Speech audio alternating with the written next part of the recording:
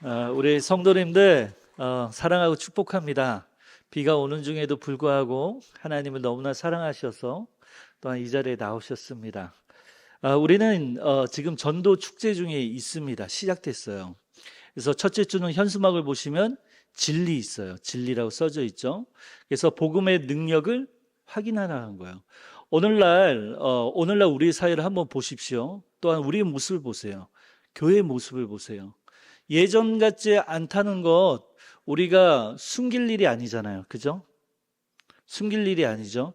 예전 같지 않은 교회의 결속력, 또한 나의 믿음 상태, 이런 부분들을 사실 전도 축제를 하면서 우리 목사님들한테도 물어보고요. 신방할 때도 우리 성도님들에게도 제가 계속 주고받으면서 물어봤어요. 이런 현상을 좀 알아보기 위해서. 그러니 딱 오는 것이, 지금 우리 시대는 하박국 선지자가 2장 4절의 말씀과 같이 정말 마음이 교만하여져서 하나님만으로 충분하지 않다, 그 충분성을 의심하는 시대 가운데 세상 사람들은 살아가고 있고, 그리고 우리 교회도, 우리 성도들도 영향을 받으며 살고 있다는 것을 느끼게 됩니다. 곧 말씀만으로 충분하지 않고, 하나님만으로 충분하지 않고, 예수님만으로 충분하지 않고, 복음만으로 나에게 기쁨이 되지 않는 이 세상. 그런데 어떻게 전도를 해요? 그죠? 많은 교회에서 힘들어하죠. 전도를 억지로 합니다. 전도 집회를. 그죠? 어떻게든 성도님들이 하게 하기 위해서. 하지만 성경을 아무리 들여다봐도 억지로 해서 전도가 되는 게 아니에요. 우리 초대교회로 돌아가 보면 우리가 정말 복음이 왕성히 일어나고, 복음이 흥황해지고, 성도들의 믿음으로 강해지고, 하나로 연대되어지고, 세상 가운데 영향력을 나타내는 것은 교회가 정치적으로 영향력을 나타내는 것도 아니고 힘을 과시해서도 아니었습니다. 오직 하나님 앞에 회개하라, 천국이 가까이 왔다라고 하는 그 복음의 말씀에 근거로 해서, 오늘 말씀과 같이 오직 의인은 믿음으로 말미암아 살리라 함과 같이 그 의로움에 대한 그 믿음을 가지고 교회들은 강하게 살아남았어요. 그런 역사 속에서 우리가 눈여겨볼 시대는 바로 16세기입니다. 16세기 무슨 일이 일어났죠? 네, 우리 목사님 훌륭하십니다. 역시 종교개혁이 일어났죠. 마르틴 루터가 대표적인 신학자고 목회자이죠. 하지만 마르틴 루터만 있었던 건 아니에요. 많은 종교 개혁자들, 사제들이 일어났고, 그리고 또 평신도들이 일어났습니다. 그것은 하나님의 거룩한 불꽃과 같은 역사였어요. 그래서 우리 대강교회 같은 교회를 특별히 리폼 처치라고 합니다. 개혁교회. 그 16세기의 치열한 믿음의 전쟁을 통해서 개혁교회가 지켜져 왔어요. 파생되어져 온 게 아니에요. 지켜져 온 거예요. 어디서부터? 초대교회에서부터. 초대교회가 어떻게 생겨났습니까? 예수 그리스도와 함께 그 복음의 말씀을 직접 경험하며 능력을 체험하며 함께 동행하였던 사도들에 의해서 교회들이 생겨났어요. 모든 교회들이 오직 예수 그리스도 말씀 안에서, 그 해석 안에서 하나가 되었습니다. 그리고 세계 곳곳에 복음이 전해지고 교회가 세워졌어요. 그 중에 하나가 유럽의 대표적인 로만 카톨릭. 지금 우리가 알고 있는 카톨릭 교회들, 그 뿌리가 되는 거죠. 16세기 너무나 치열했어요. 왜 리폼 처치가 필요했느냐? 왜냐하면 항상 초대교회를 통해서 우리는 늘 하나님의 권위 있는, 특별한 권위 있는 하나님의 말씀은 성경으로 보았어요. 성경책.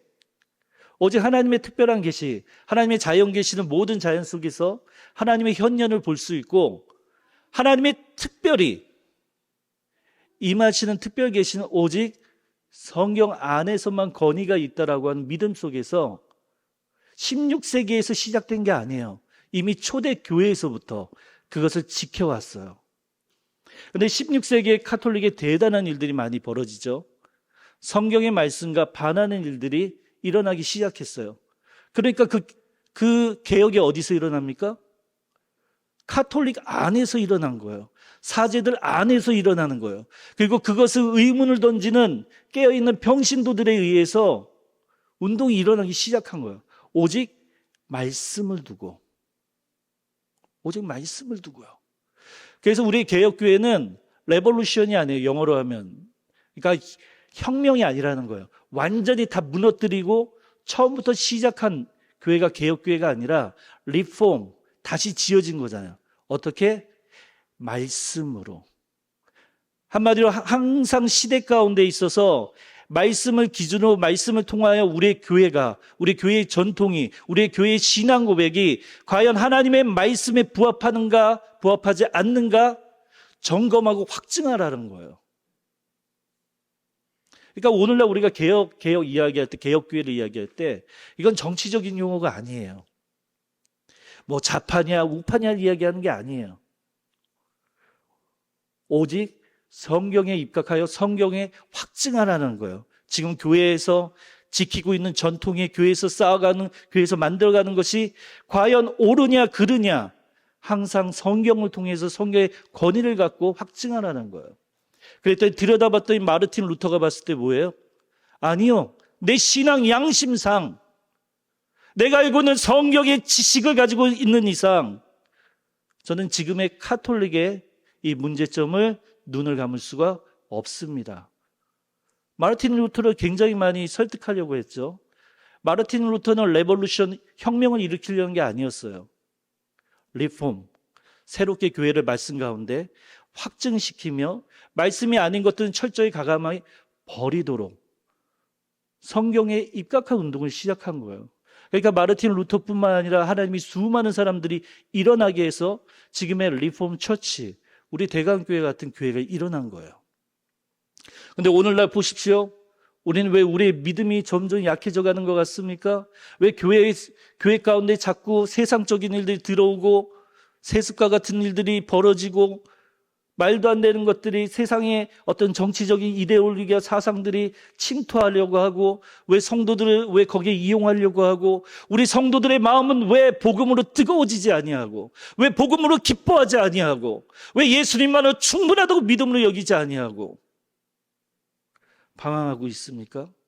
교회 안에 앉아서도 진리를 어디 있느냐 찾지 못해서 방황을 하고 있습니까? 진리, 첫째 주. 오직 진리는 복음, 말씀 가운데 있습니다. 그러므로 오늘 이 말씀을 전할 때 약간 강의식이 될 거예요. 어쩔 수가 없어요. 왜냐하면 우리가 16세기의 종교 개혁이 일어났던 시대는 라틴어가 권위를 갖고 있던 시대예요. 그래서 대부분 용어들이 라틴어 용어로 결정을 했어요. 권위 있는 공회에서 트렌트 공회나 니케아 공회라든가 그런 공회를 통해서 라틴어로 확증했고, 그때 확증한 게 지금까지도 우리 개혁교회 신앙 고백으로 이어지고 있어요. 그래서 제가 오늘 약간 강의식으로 전달할 때 약간 라틴어도 나올 수도 있고 용어도 나올 수 있는데 너무 어렵게 생각하지 마시고, 그때 당시에는 이런 용어가 있었구나라고 생각해 보시고, 복음이 어떻게 우리에게 믿음으로 고백되어졌고 우리에게 정말 중요한 것이 무엇인지 오늘 이 강의식으로 전할 때 그 진리가 우리 가운데 비춰지기를 정말 간절히 소원합니다. 이런 질문을 스스로에게 던져본 적이 있습니까? 내가 정말 의롭게 될 수 있을까? 내가 정말 의롭게 될 수 있을까? 거룩하신 하나님 앞에 도대체 내가 감히 설 수 있을까? 의롭게 된다는 것은 구원을 받는다는 것과 동일한 말이에요. 그러니 이 질문을 좀 더 쉽게 이해할 수 있게 해보면 이렇게 질문할 수 있죠. 나는 하나님 앞에서 정말 구원받을 수 있을까? 이런 죄를 가지고도, 이런 뜨끈미지근한 신앙을 가지고도, 여전히 죄에 넘어지는 나의 상태를 가지고도 내가 천국에 갈 수 있을까? 이것은 누구나 한 번쯤 마주하게 되는 영혼의 가장 근본적인 질문입니다. 다윗은 시편 130편 30절에 여호와여, 주께서 죄악을 지켜보실진데 주여 누가 감히 서리이까? 우리의 양심은 우리의 죄를 낱낱이 지금도 고발하고 있지 않습니까? 우리는 그 죄의 무게에 짓눌리며 살 수밖에 없는 존재입니다. 오늘 우리는 이 질문에 대한 성경의 놀라운 답변, 종교개혁의 핵심, 교리로 알려진 오직 믿음으로 의롭게 됨, 솔라 피데에 대해서 살펴보고자 합니다. 마르틴 루터는 이 교리를 오직 믿음에 의한 칭의, 의롭게 되면 칭의라고 해요. 칭의는 교회가 서느냐 넘어지느냐를 판가름하는 중요한 교리라고 했어요. 교회가 서느냐 넘어지냐. 이 말은 뭐냐? 구원에 관련된 문제라는 거예요. 구원을 받느냐 못 받느냐의 문제라는 거예요. 저는 마르틴 루터의 이런 외침을 보면서, 그리고 이런 16세기 종교개혁의 이런 것들을 살펴보면서, 또 말씀을 함께 보면서 장로교인인 것이, 장로교 그리스도인인 것이, 장로교 개혁교회의 목회자인 것이 너무나 자랑스러웠어요. 하나님의 말씀에 입각해서 철저하게 그 말씀에서 벗어나지 않으려고 철저히 애써왔던 곳이 바로 개혁교회, 우리 장로교회입니다.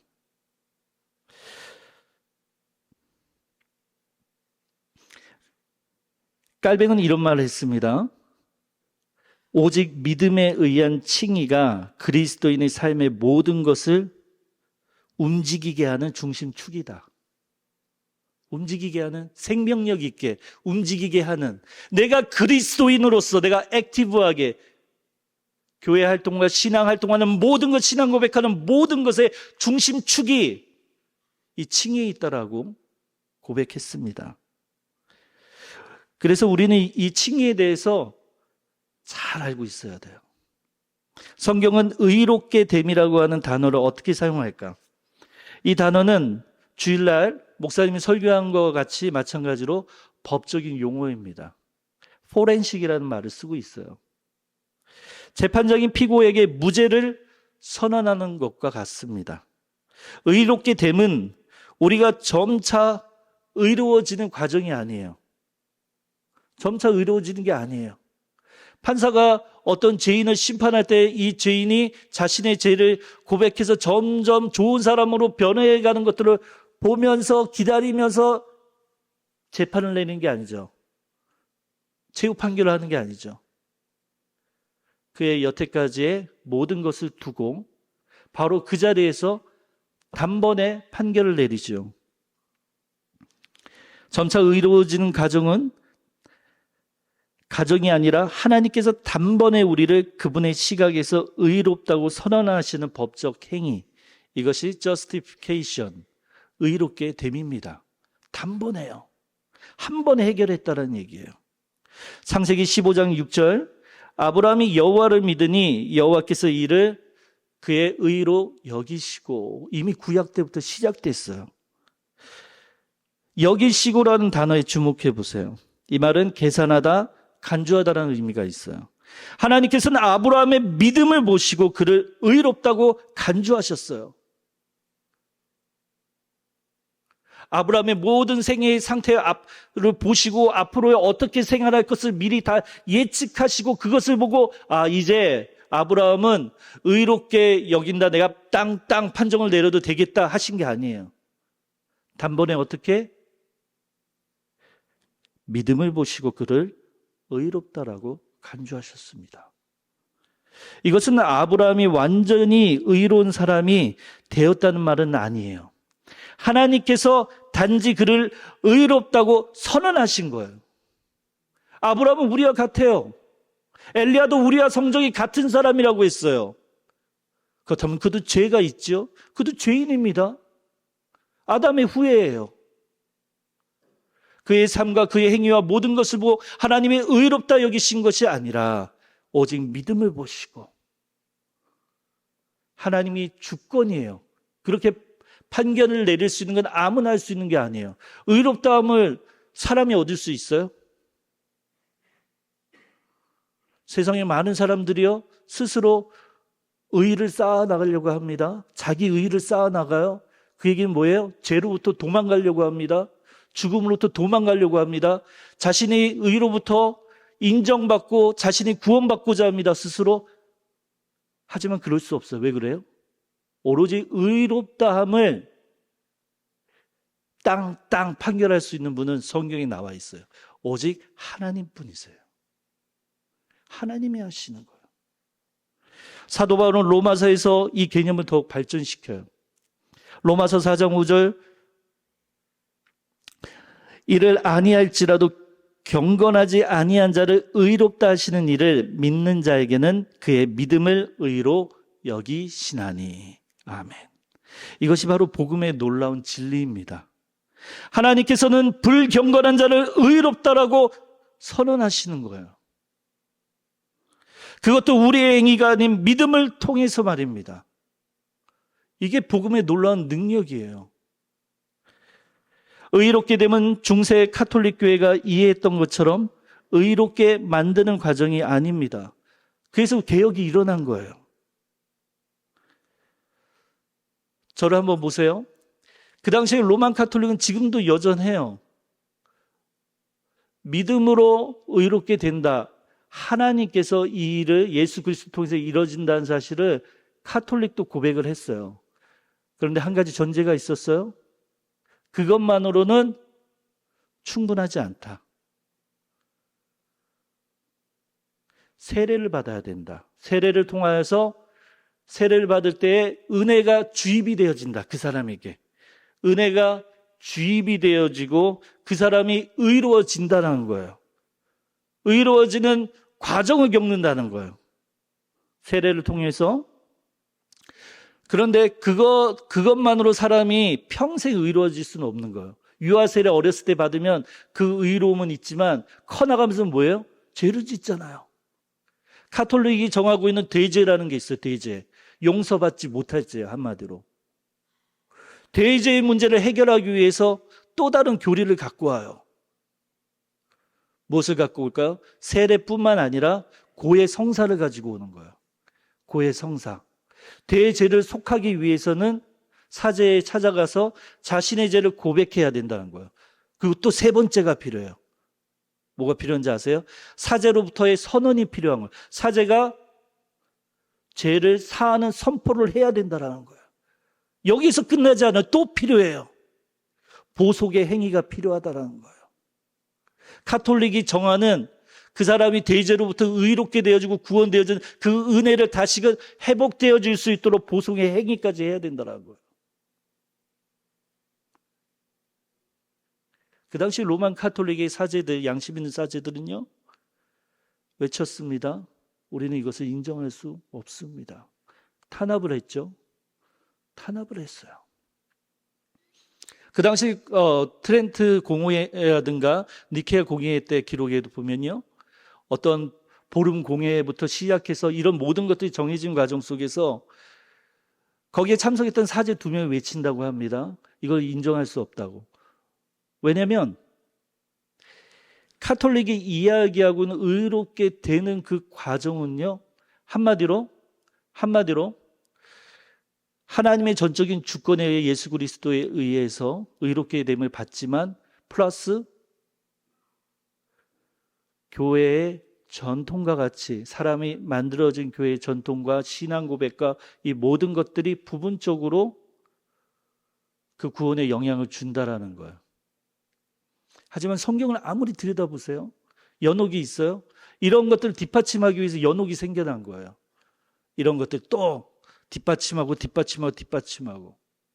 성경에 그런 말이 있습니까? 아니요, 없어요. 오직 의롭게 됨을 어떻게 선포하고 있습니까? 의롭게 만드는 이 과정은요, 오직 하나님의 주권에 의해서 예수 그리스도 안에서 단번에 한 번에 이루어진 것입니다.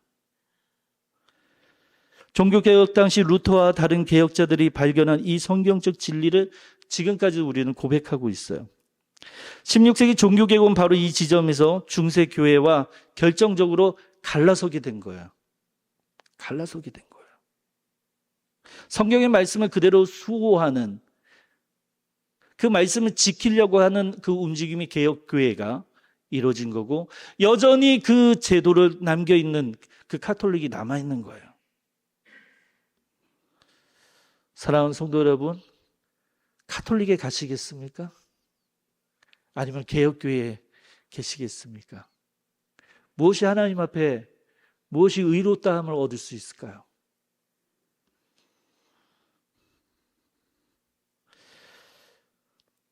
카톨릭은 주입이라는 걸 통하여서 사람의 행위와 어떤 교회의 전통이 사람이 구원받는 데에 포함이 되어졌지만, 우리 종교개혁자들은, 우리 믿음의 선배들은요, 성경의 말씀을 통해서 알게 되었습니다. 오직 예수 그리스도, 그분의 의로움이 죄인에게 전가가 되어진다는 거예요. 전가가 되어진다는 거예요. 루터는 이를요, 보면은 유스티티엄 에일리언눔이라고 라틴어로 정의를 내렸어요. 외부의 정의 또는 엑스트라노스, 우리 밖에라는 뜻이 있는데요. 쉽게 이야기하면 사람을, 죄인을 의롭게 만들어주는 의로움은요, 우리 안에 없다라는 거예요. 발견할 수 없다라는 거예요. 사람이 스스로 의롭게 될 수 없는 이유도 거기에 있는 거예요. 우리 안에 있지 않고 우리 밖에 있다라는 거예요. 즉 어디예요? 그리스도 안에 있다라는 거예요. 그 의는. 루터는 우리가 또 라틴어로 이런 확정을 했습니다. Simul justus et peccator. 너무나 유명한 말을 했어요. 우리는 동시에 의인이자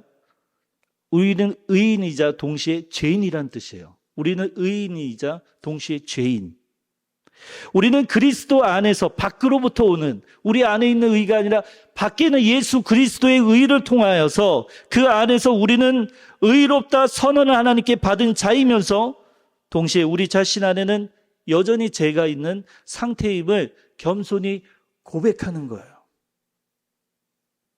의롭게 됨의 핵심은 하나님께서 그리스도의 의로움을 믿는 자에게 예수 그리스도를 통하여 전가하신다는 거예요. 들어간다라는 거예요. 구약의 속죄일 의식을 한번 생각해 보세요. 아사셀 염소 보내는 그 의식도 있지 않습니까? 대제사장이 속죄양에 손을 얹어 백성의 죄를 상징적으로 전가했죠. 그리고 그 염소를 광야 가운데 내보냈죠. 그죠? 광야 가운데 죽게 내버려 뒀어요. 죄를 전가시켰죠. 마찬가지로 하나님께서는 우리의 죄를 그리스도에게, 흠없으신 어린 양에게 그 죄를 전가시킨 거예요. 부분적으로가 아니라 완전히 다 하나님께 속해 있는 모든 백성, 모든 하나님의 자녀의 죄를 단번에 예수 그리스도 그 어린 양에게 그 죄를 다 몽땅 다 전가시킨 거예요. 동시에 예수 그리스도가 우리의 죄로 말미암아 십자가에서 죽으시고 동시에 우리에게 전해진 게 있어요. 외부에서 온다고 그랬죠. 그리스도의 의가. 예수 그리스도께서 십자가에 죽으심으로 우리에게 예수 그리스도의 의가 전가된 거예요. 동시에 일어났다라는 거예요. 우리의 죄가 예수 그리스도에게 십자가에서 전가되었을 때 예수 그리스도께서는 우리를 대신해서 어린 양으로서, 흠없는 양으로서, 고통받는 종으로서 채찍질을 당하고 모욕을 당하고 수치를 당하고 그럼에도 죽으시면서 주여 저들의 죄를 사하여 주옵소서 의탁하시면서 그의 죽음을 통해 우리에게 그분의 의가 들어온 거예요. 고린도후서 5장 21절의 말씀, 하나님이 죄를 알지도 못하신 이를 우리를 대신하여 죄로 삼으신 것은 우리로 하여금 그 안에서 하나님의 의가 되게 하려 하심이라. 그리스도께서 우리의 죄를 담당하시고 우리는 그분의 의로움을 받습니다. 이것이 복음이에요. 이게 기쁜 소식이에요. 복음이란 무엇일까? 기쁜 소식은 무엇일까? 그것은 그리스도께서 하신 일이 바로 복음의 기쁜 소식이에요. 복음이란 그리스도께서 하신 일이에요. 그렇다면 이런 질문을 해보겠습니다. 복음이 그리스도께서 하신 일이라면 그리스도께서 나를 위해 하신 일은 무엇입니까? 복음이 그리스도께서 하신 일이라면 그리스도를 믿는다고 고백하는 나는 나를 위해 그리스도께서 하신 일은 무엇입니까? 묻는 거예요, 지금. 이 자리에 계신 여러분에게 그리고 저에게 질문을 던지는 거예요. 예수님이 나를 위해서 무슨 일을 하셨나? 대부분의 성도님들은 고백합니다. 아이들도 성경학교에서 배웠기 때문에 이렇게 고백해요. 예수님께서는 죄인인 저를 위해 십자가에서 죽으셨습니다. 정도까지 대답을 합니다. 과연 나를 위해 그 일만 하셨을까요? 그 대답을 위해 그리스도의 사역은 두 가지 측면을 볼 수 있죠. 첫 번째, 수동적인 순종. 십자가에서 우리 죄의 형벌을 지불하신 것. 그것을 예수 그리스도의 수동적인 순종이라고 합니다. 다른 하나 능동적 순종은 그분의 완전한 삶을 통해 의를 성취하신 거예요. 왜 수동적 순종이라고 할까요? 아들로서예요. 하나님 아버지를 사랑하잖아요. 그 말씀에 순종하여 복종하여 예수님이 따르신 거죠. 그래서 수동적이라고 얘기하는 거예요. 능동적은 무엇입니까? 능동적은 예수 그리스도께서 십자가에서 자발적으로 완성하신 거예요. 그 의를, 그 구원을 적극적으로 이루신 거예요. 그래서 그것을 능동적 순종이라고 합니다. 만약 그리스도께서 단지 우리의 죄의 형벌만 지불하셨다면 우리는 단지 아담이 타락 전에 가졌던 상태로 돌아갈 뿐이에요. 그냥 죄 없는 상태일 뿐이에요.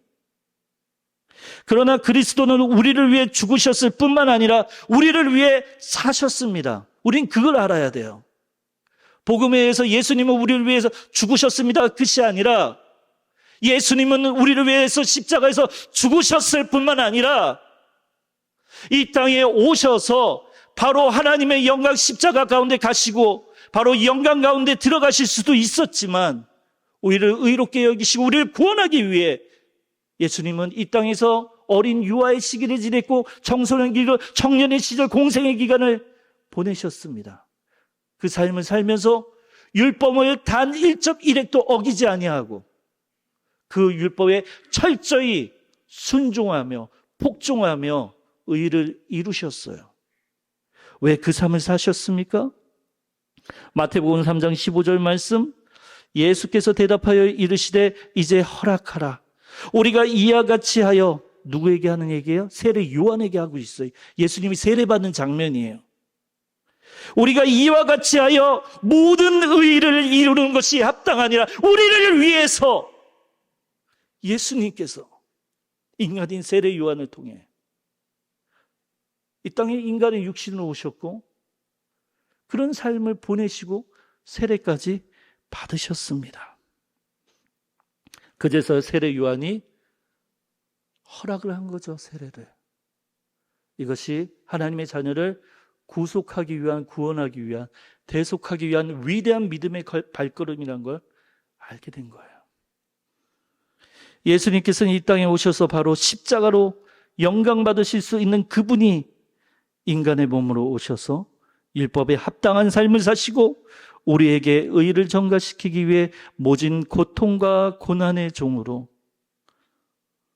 순환을 겪으셨습니다. 이것이 복음이에요. 이것이 복음이에요.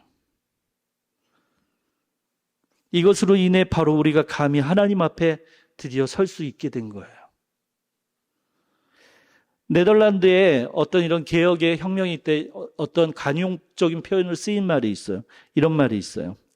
하나님이 우리의 죄를 손가락을 통해 보지 않으신다. 하나님의 우리의 죄를 손가락을 통해 보지 않으신다. 이렇게 한번 손가락 대보세요. 한번 보세요. 이 얘기는 뭐예요? 하나님께서 우리를 용서하실 때 단순히 눈을 감으신다는 게 아니에요. 그냥 모른 척 하신다는 게 아니에요. 그리스도의 의로움을 통해 그분의 고난의 종 순종의 종을 통하여 흠없으신 그 어린 양의 희생을 통해 우리를 보신다라는 거예요. 의인으로 보신다는 거예요. 이것이 복음입니다. 그렇다면 이 놀라운 의로움은 어떻게 우리 것이 될 수 있을까? 바로 믿음을 통해서. 히브리서 11장 6절, 믿음이 없이는 하나님을 기쁘시게 하지 못하나니 하나님께 나아가는 자는 반드시 그가 계신 것과 또한 그가 자기를 찾는 자들에게 상 주시는 이심을 믿어야 할지니라.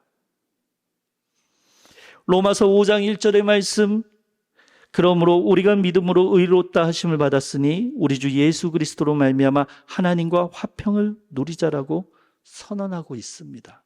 성경의 곳곳에 이 칭의에 대해서 이것이 얼마나 성경적이고 하나님의 방식인지를 수많은 곳에 구약과 신약 성서에 이르기까지 다 펼쳐놓으셨어요.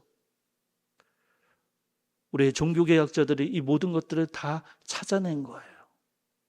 그리고 우리는 그런 말씀에 입각하여 이런 칭의 이 믿음의 이 귀한 복음을 지금까지 지키며 수호하고 있습니다. 구원의 중요한 믿음의 세 가지 요소가 있어요. 이것은요, 16세기 마르틴 루터와 동시대를 살았던 필립 멜란히톤에 의해서 세워진 믿음에 관한 세 가지 요소가 있어요. 아주 중요한 세 가지 요소가 있어요. 첫 번째는 노티티아, 두 번째는 아센수스, 세 번째 가장 중요해요. 피두키아 또는 피두시아 이렇게 발음하기도 해요. 이 세 가지 믿음의 세 가지 요소에 대해서 한 이유가 있어요. 왜냐? 믿음으로 말미암아 칭의 하나님께 의로움을 받는다라고 우리의 종교개혁자들이 외칠 때 카톨릭의 공격이 왔어요. 그렇다면 성도들의 삶은 도덕적으로 해이해지지 않겠느냐? 어떻게 믿음만으로 의롭다함을 받고 구원을 받느냐? 행위가 있어야지. 이때 필립 멜란히톤이라고 하는 우리 종교개혁자가 이 세 가지를 이야기하면서 방어를 한 거예요. 참된 믿음에는 참된 행위의 결실이 온다라는 거예요. 첫 번째, 노티티아. 이건 무엇이냐? 노티티아, 믿음의 세 가지 요소. 첫 번째 노티티아, 어떤 정보 또는 데이터를 말해요. 복음에 믿어야 할 내용이 있지 않습니까?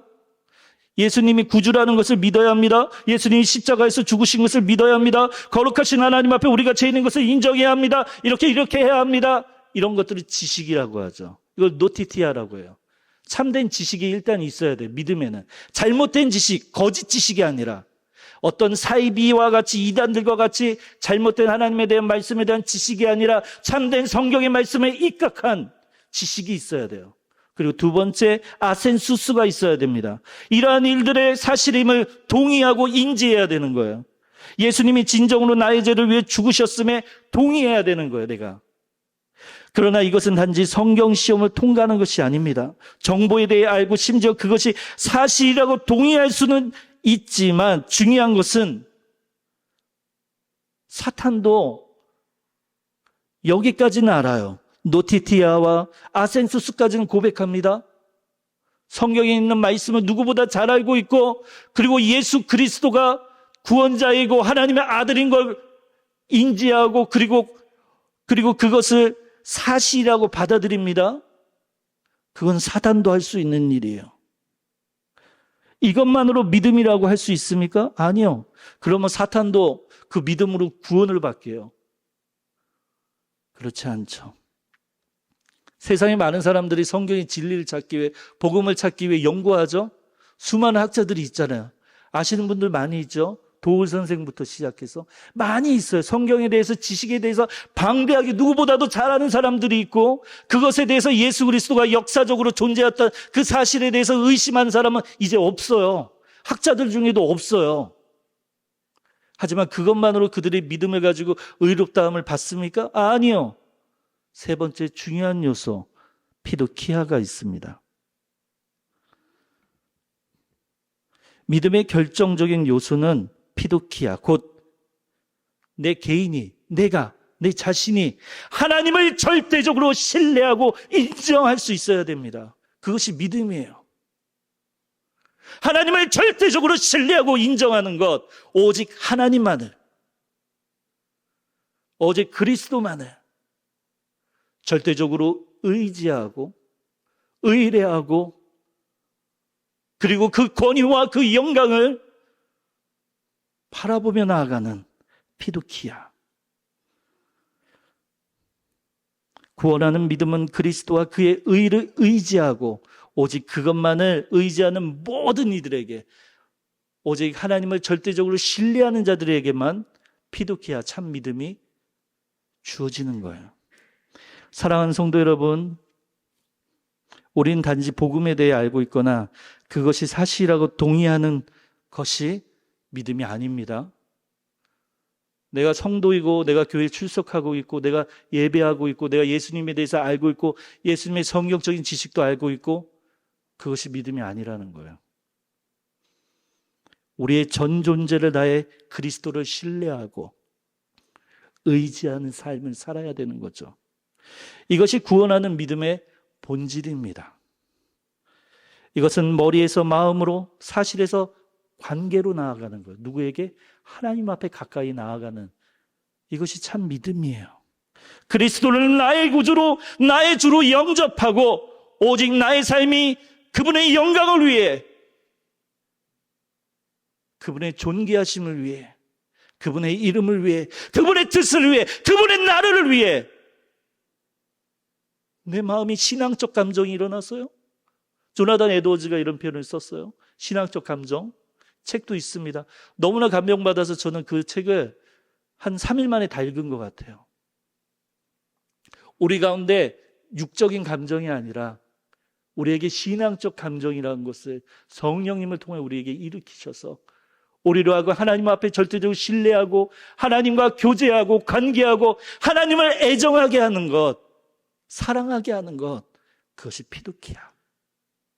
오늘 말씀, 오늘 강의 정리하면서요, 우리 사랑하는 성도 여러분, 나에게 복음은 무슨 관계가 있습니까? 나에게 오직 그리스도는 그 이름만으로 충분 조건입니까? 나는 구원을 받았습니까? 나는 의롭다함을 예수 그리스도의 의를 통하여 확증받았습니까? 그렇다면 우리의 삶에 결실이 나타나는 거예요. 우리의 마음이 뜨거워지는 거예요. 왜? 주의 일을 향하여. 오직 주의 말씀이 내 안에 흥황함으로 주의 선한 일을 이루고자 하는 열심히 나를 삼키는 거예요. 사랑하는 성도 여러분, 부디 오늘 이 짧은 강의경 이 말씀을 통해서 우리의 신앙을 말씀 가운데 확증하며 점검하기 바랍니다. 나의 믿음의 상태를 보고 이 한 주 복음 가운데 충분히 잠기십시오. 주일의 말씀에서부터 오늘 수요 기도에 이르기까지 복음에 대해서만 이야기하고 있잖아요. 찾을 수만 있다면 내 삶의 자리에서, 말씀에서, 영상을 통해서나 강의를 통해서 어디에도 좋아요. 말씀 가운데, 복음 가운데 진리를 발견하고 그 기쁨을 누리십시오. 그 심령을 하나님을 사랑함으로, 애정함으로, 하나님을 가까이 함으로 그 삶이 하나님의 일을 하고자 하는 열정으로 가득 차기를 축복합니다.